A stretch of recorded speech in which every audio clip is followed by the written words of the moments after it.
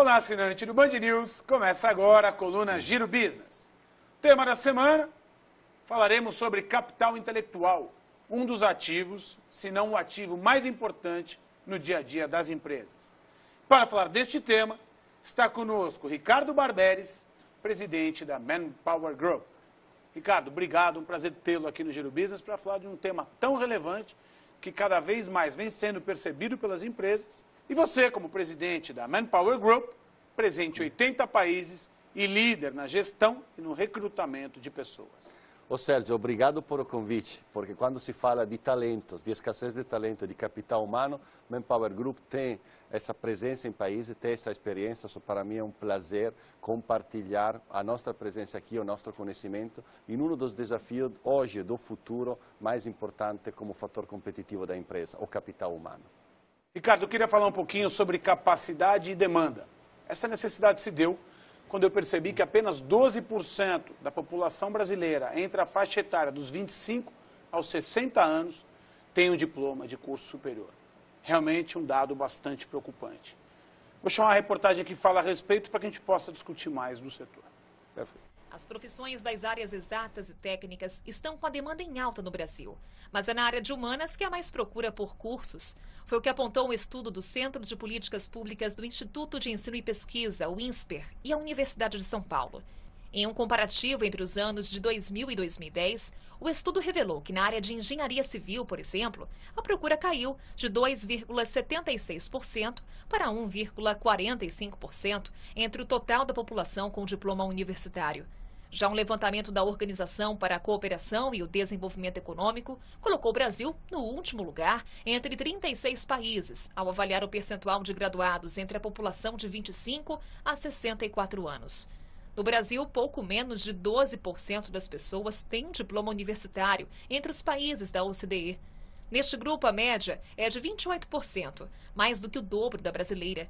O Chile, por exemplo, tem 24% e a Rússia, 54%.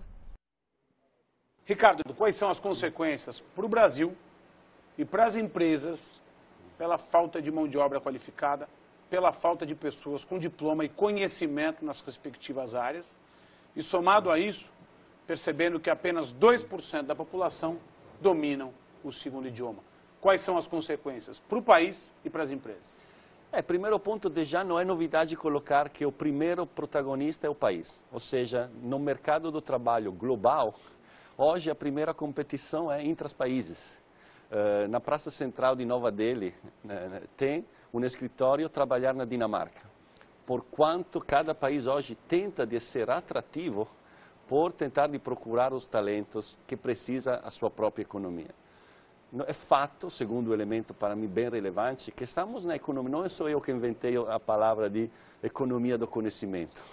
Ou seja, que o diferencial no futuro é o talento, é o capital humano, não é mais a tecnologia que está virando commodity, não é mais o capital ou a máquina como foi na era industrial. Ou seja, como o Brasil, que tem uma presença no cenário global, pode continuar crescendo sem melhorar essa situação. Esse é fato. Do outro lado, tem boas notícias. A primeira boa notícia é que no 2012, por a primeira vez, o número de inscritos à engenharia superou o número de inscritos a direito, ou seja, falando, comunicando, transferendo o que o país precisa, o que falta, as pessoas estão fazendo cada dia mais escolha em função da real oportunidade profissional. E o último ponto para mim, não estou dizendo que não é importante a formação, não é importante o conhecimento, tudo o que falei agora é por confirmar a importância do crescimento do capital intelectual e do conhecimento dogmático, mas do outro lado me pergunto talvez o que a empresa precisa.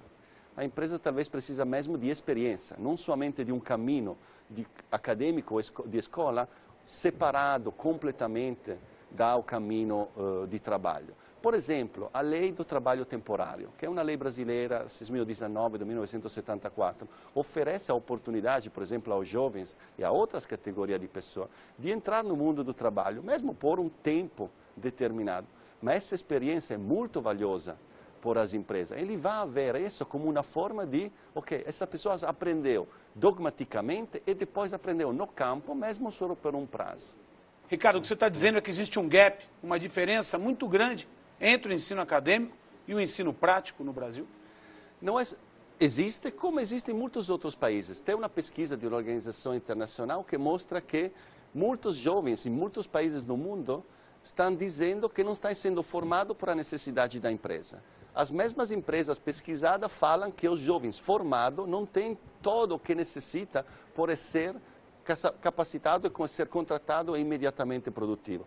É a instituição de ensino que fala que eles estão formando corretamente os jovens. Ou seja, será que devemos ter uma visão mais sistêmica de todos os atores que estão construindo esse caminho por os jovens dentro das universidades, criando mais pontes, mais conexões entre o mundo do trabalho e o momento da formação. Não é mais o tempo de fase 1, formação, fase 2, trabalho. Hoje se trabalha estudando e se estuda trabalhando. Essa é um pouco a minha visão. Uma visão bastante curiosa e uma indagação bastante importante, dada a necessidade prática que se faz hoje do mercado de trabalho, de uma mão de obra com conhecimento acadêmico, mas com conhecimento e vivência prática. Porque na prática, de fato, você se depara com desafios que são reais. Quando no acadêmico, num pior cenário, você tira uma nota baixa. Ricardo Barberis, presidente da Manpower Group, que está conosco para falar de recursos humanos e de capital intelectual. Barberis que continuará conosco durante toda a semana.